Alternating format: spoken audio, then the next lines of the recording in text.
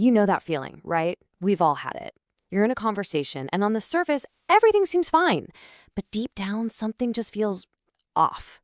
Maybe their smile doesn't quite reach their eyes, or the way they say I'm fine just doesn't land right. It's like you can see a sign, but you can't quite read what it says. Well, that's feeling, that silent, unspoken language, that's exactly what we're going to decode today. So, where does this insight come from? Well, it was forged in about the most high-stakes environment you can possibly imagine. The author of our source material here started her career working for a federal law enforcement agency. Her job? Sitting across a table from violent criminals, murderers even, and her entire focus was decoding their body language to figure out what was really going on. Talk about a crash course in human behavior. But what's so incredible is that these skills, honed in these intense criminal interrogations, they aren't just for catching bad guys.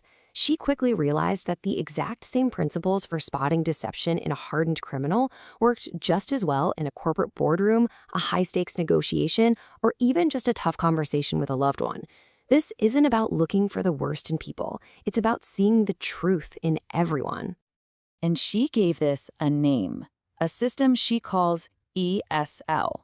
No, not English as a second language, everyone's second language. Think of it like this. It's the constant involuntary stream of communication that we are all broadcasting all the time.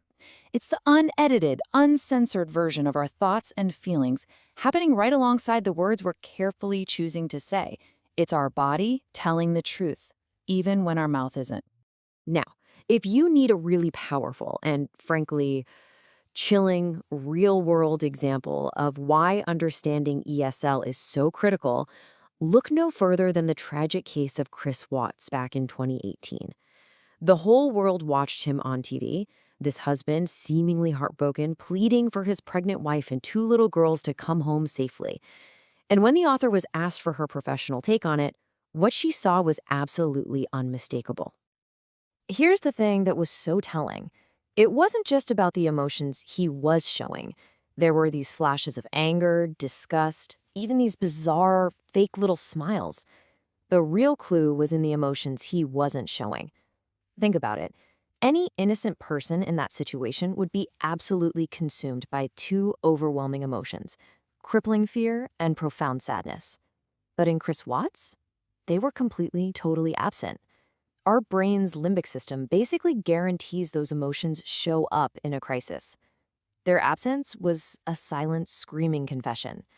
And just 6 hours after she made her analysis public, he confessed to murdering his entire family. That case is just devastating, but it perfectly illustrates these subtle, powerful signals we usually miss. It proves there's a vocabulary to this silent language. So the question is, how do we learn to read it? Well, based on all that training and experience, the author has boiled it down to 3 core nonverbal signals that are incredibly reliable indicators of stress or deception. Think of these as the first 3 tools in your decoding toolkit. All right, first up, one of the most powerful and instinctual things we do, eye blocking. You've seen this a million times. Someone closes their eyes for just a second too long, or they rub their eyes or even cover them with their hand. That's eye blocking, and it's not random. It's a subconscious reflex to block out something negative, something they've seen, heard, or thinking about. It's basically the nonverbal equivalent of putting a passcode on your brain. It often happens the exact moment you ask a tough question. The eyes close while the brain scrambles to process it, and maybe, just maybe, invent an answer. It's a very primal gesture that just screams, "I don't like this." Okay, on to sign number 2. Now, this one is so common, we see it all day, every day, and we almost always miss its true meaning. It's the simple shoulder shrug. The shoulder shrug is hardwired into us. It's the body's universal sign for "I don't know," or more importantly, "I lack confidence in what I'm saying right now." And the key here is that it's often incredibly subtle. We're not talking about a big, dramatic, 2-shouldered shrug. No, a lot of the time it's just a tiny, fleeting lift of one shoulder. It's called a unilateral shrug, and it's a huge tell. The person's mouth might be saying, "I am 100% certain," but that little shoulder shrug is whispering, "Actually, I have some doubts." Think about it. You're at work. You ask a colleague, hey, can you for sure hit that really important deadline? They look you straight in the eye and say, yup, absolutely, got it covered. But as they say it, you see one shoulder just twitch upwards for a split second.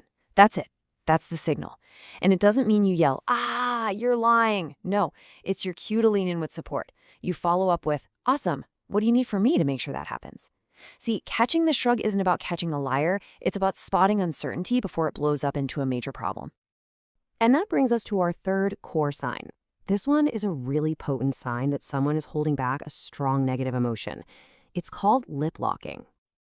When you see a person's lips pressed together so tightly they almost seem to disappear, pay attention. That is a crystal clear signal that they are having a powerful, negative internal reaction to something and are actively trying to keep it in. It's this primitive reflex, almost like our brain is physically telling our mouth, do not say what you are thinking. And the emotion being held back is almost always a big one, like intense fear, distress, or major disagreement. The author shares this incredibly moving story about this very sign. Her mother had been diagnosed with cancer and was trying to be brave, talking cheerfully about her treatment plan. But the author noticed that as her mom spoke, her lips kept tightening, locking up. Recognizing this as a sign of suppressed terror, she gently stopped her and just said, Mom, what aren't you telling me? Your lips are locked. And that was it. The dam broke. Her mom just burst into tears and admitted she was terrified the cancer had spread. Reading that one tiny signal allowed her to break through the brave face and give her mom the comfort she desperately needed but couldn't bring herself to ask for. So look, being able to spot these signs, it's a powerful skill. It's like gaining a new sense. But this kind of knowledge isn't just a party trick. It fundamentally changes how you see every single human interaction. And with that new insight, well, it comes with a pretty profound responsibility. It puts you at a very real ethical crossroads. And that's really the heart of it, isn't it? Once you can start to see behind the curtain of someone's words, once you can pick up on the silent broadcast of what they're truly feeling, you're faced with a choice. What are you going to do with that information? You basically have two paths you can take. The first one is to be positively convincing. This is all about empathy. It means you see the shoulder shrug of uncertainty and you offer help. You notice the lip lock of fear and you create a safe space for them to be honest. This approach builds deep, genuine, lasting trust. Then there's the other path, being manipulative. That's seeing that same uncertainty and using it to press your advantage, or exploiting their discomfort to win a negotiation. And sure, that might work in the short term, but it absolutely destroys any chance of real trust down the line. It burns that bridge for good. So let's be really clear about the true purpose here. The goal is not to become some kind of human lie detector, just calling people out. The goal is to get past the superficial, polite layer of society and connect with people on a truly authentic level.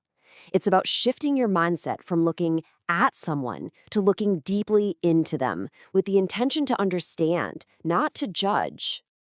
And this ethical choice, it actually leads us to something much, much deeper. Because ultimately, understanding everyone's second language is about seeing this quiet battle that's happening inside all of us all the time. The battle between who we really are and who we feel we're supposed to be. We all wear what we can call a social mask, right? It's the version of ourselves that follows the rules, that says the right thing. It's the part that smiles politely when we're bored or says, I'm doing great, when we're actually falling apart. But underneath that mask is what the author calls our inner child. And this isn't about being childish. It's our authentic, unedited self. It's where our real feelings live, our old wounds, our secret joys. It's the real us. And here's the connection that ties this all together. Body language. That is the voice of our inner child. It's protesting when the social mask is forcing it to be fake. When you see a yes paired with that little shoulder shrug, that's the inner child screaming, I'm not so sure about this, while the mask says, I'm confident. When you see eye blocking during a denial, that's the authentic self trying to hide from a lie the mask is telling. These signs are flares, being shot up from the real person inside. Which brings us to the final and maybe the most important question of all, one that really turns the spotlight back on us. As you start to see these signs of internal conflict in other people, When you spot their hidden fear or their uncertainty leaking through the cracks in their social mask, can you make the conscious choice to respond with empathy instead of judgment? Can you see their struggle instead of just their flaw? Because in the end, this is so much more than just a technique for reading people. It's a pathway to a deeper, more meaningful human connection. The people all around you, your family, your friends, your coworkers, they are constantly sending out these silent signals. They're hoping that someone will do more than just look at them. They're waiting for someone to actually see them. They're waiting for someone to finally truly hear them. And with this understanding, you can be that person.